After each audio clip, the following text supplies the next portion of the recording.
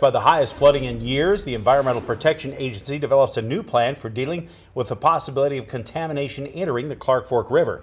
The concern that the earth and berms that separate the mill's former cooling ponds from the Clark Fork River has been voiced by Missoula County and the Clark Fork Coalition for the past several years. Locals especially worried since the mill stopped operations in 2009 because they don't know who's responsible for maintenance of the berms and the contaminants that are behind them.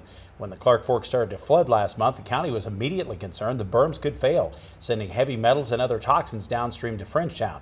The county pressed EPA for sampling, but also for a contingency plan to deal with the threat. Now the EPA has released an interim contingency plan for the Smurfit site. Among other things, it calls for daily inspections whenever the river tops 11 feet, a priority system for action in case the exterior berm is breached, sampling if there is a failure, and recommendations for a final contingency plan to protect the most contaminated areas if there is a major berm failure.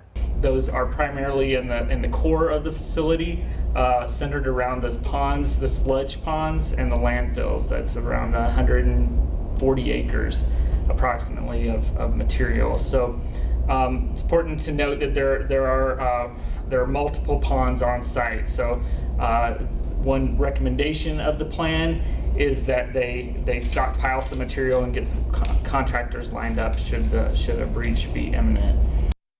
Ross says the county has been frustrated with EPA, but feels a meeting yesterday was productive in expressing those local concerns.